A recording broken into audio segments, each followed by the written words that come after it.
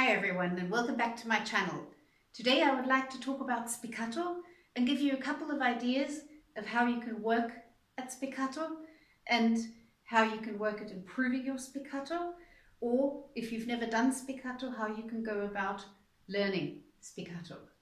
Now spiccato is a bouncing bow, and the first thing we need to remember is that the bow bounces on its own. Every beginner will know that, because when we start playing the violin, one of our biggest challenges is actually to stop the bow from bouncing. Due to the tension that we have with the hairs, the bow bounces on its own. So the first thing you can do to develop a feeling for the bouncing bow is to just throw the bow on the string and just let it bounce.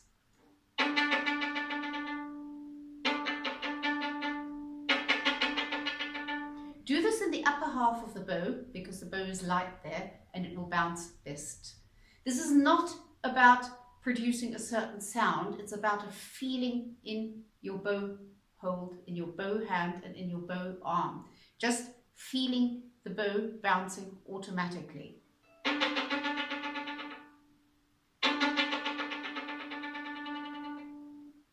This is just to sensitize you.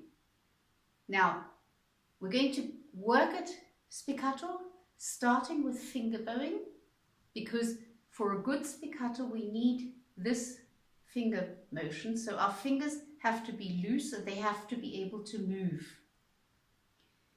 Start by putting the bow onto the string in the middle of the bow and just curl your fingers.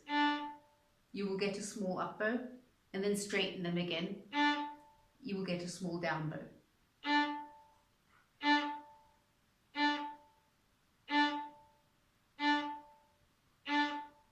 This is just to activate the finger motion.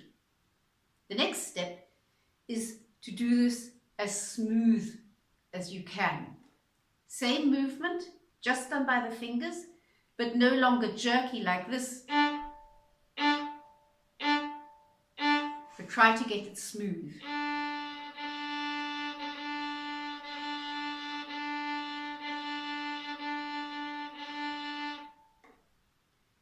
The next step is to do this closer to the frog. This is more difficult because the bow is heavier here. That means the fourth finger is carrying more weight.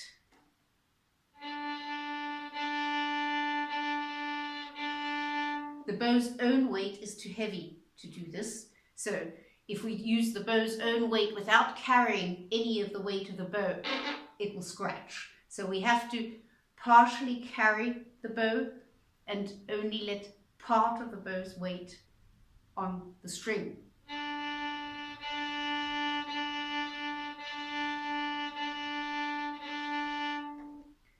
Practice this a bit because you need to be able to do this to have a good spiccato. The next step is the opposite again.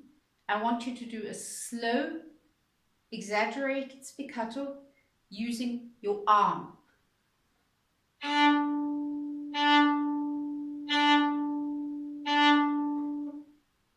This is just about landing the bow, and I want you to listen out for the resonance. Resonance is the sound which is in the room after the bow has left the string. There's still sound in the room. Listen out for that. We want as much of that as possible. And do this with a down bow and an up bow, down bow, up bow. This is done with the whole arm. It's a matter of practicing the landing of the bow and listening out for the resonance.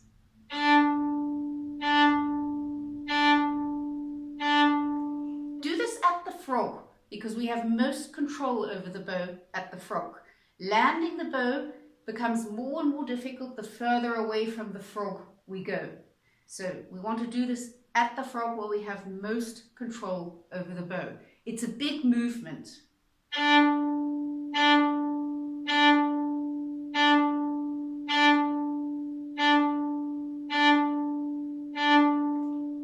And listen out for the resonance. This technically already is spiccato. It's just a very, very slow spiccato. And now we're going to put both of the movements together. The finger motion, the finger bowing.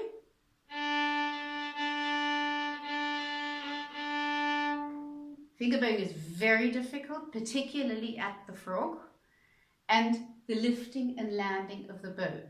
We're going to do this by doing the finger bowing, but doing the bow changes in the air, not on the string. The good news is this is a lot easier than doing the bow changes on the string, because the difficulty with the finger bowing are the smooth bow changes on the string. This is very difficult and impossible to get a really good sound. As soon as we do the bow changes in the air, but with the same finger motion, that's a lot easier.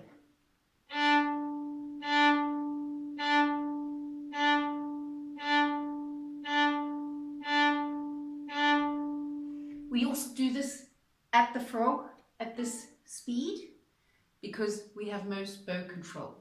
So we're actually doing the same thing as we did when we did the big movement with our arm. It's just now we're doing a much smaller movement, and we're not doing that with our whole arm, but just with our fingers.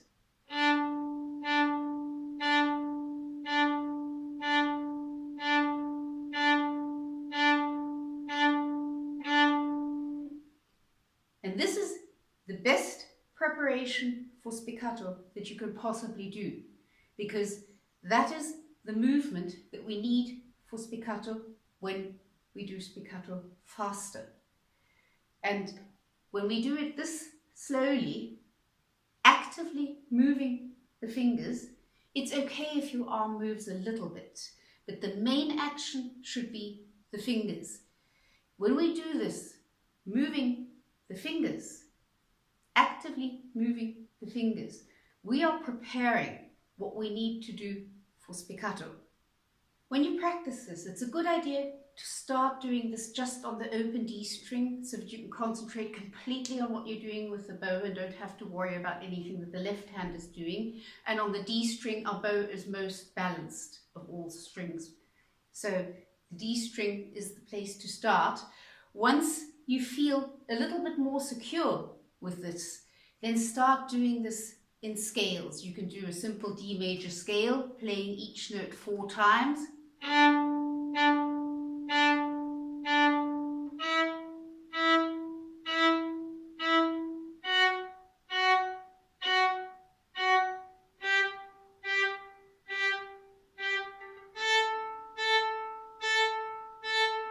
And so on. Listen out for the resonance, the sound which is in the room after your bow has left the string. That's the key to having a spiccato which sounds good. So listen out for the resonance. Now, when you want to get a faster spiccato, you have to move away from the frog. The faster you go, the further away from the frog we go. And this finger movement, which is very active when we're at the frog at a slow speed, becomes more and more passive. So if I speed this up a little bit, I move away from the frog. The slow one is right here, right at the frog. Now if I speed that up, I'm about at the point of balance.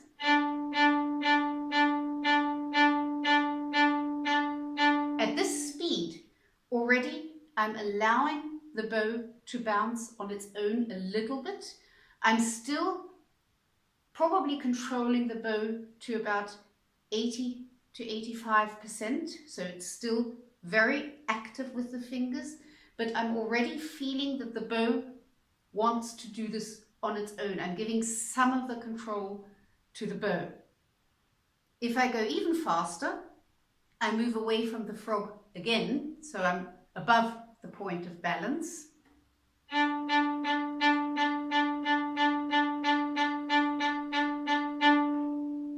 And I'm letting the bow bounce on its own a lot more.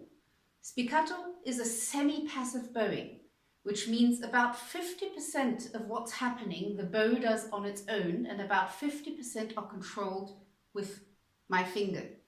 So my fingers are controlling the movement going back and forth. That's the horizontal movement. But the up and down, the vertical movement, the bow does, because the bow bounces on its own. So my hand is half passenger here and half driver. So the best thing you can do is develop a feeling for giving some of the control to the bow. This is rather difficult at first because we spend so much time trying to control the bow that when we then have to give away some of this control, it actually feels a bit strange. Some people say it feels like they're going to drop the bow. That's usually an indicator that you're doing it correctly and you're not likely to drop the bow, particularly not if you make sure that your thumb and your second finger of your bow hand have this ring. Then you can't really drop it.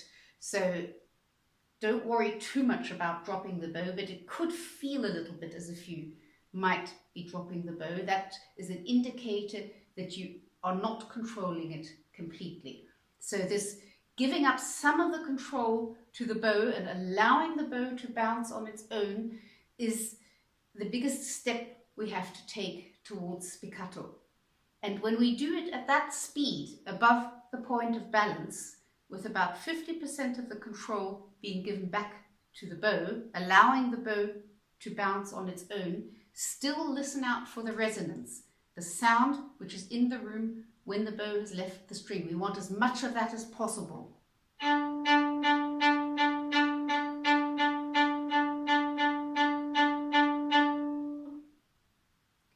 And then, of course, when you start feeling secure with that, practice that in scales as well. Again, start with a simple D major scale, playing every note 4 times.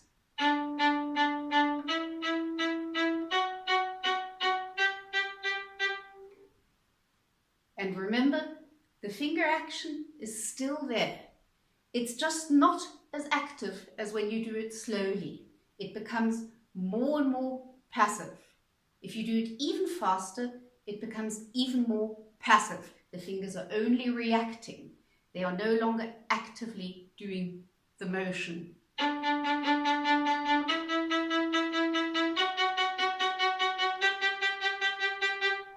The movement obviously becomes smaller. It's hardly visible anymore, but you will feel it. So these are some exercises which can help improve your spiccato, and they can also help you learn spiccato if spiccato is new for you. If this is new for you, then don't race through the steps at the speed that I've done this video, but give yourself a few days for each individual step until you start feeling comfortable and at home for it. If you need weeks for each step, that's fine. Whatever time it takes. Spiccato is not an easy bowing because it's a semi-passive bowing, so many of the steps take getting used to. The finger bowing in itself is something which can take several weeks, or in some cases even months, to get used to. But that doesn't matter. Violin is a very difficult instrument, and the one thing we definitely all need for this instrument is patience in large quantities. So don't worry about how long this takes you to go through each individual step. It doesn't matter how long it takes. Just give yourself whatever time you need. Okay, I hope you enjoyed this video. And of course, as always, let me know if you have any questions, and happy practicing.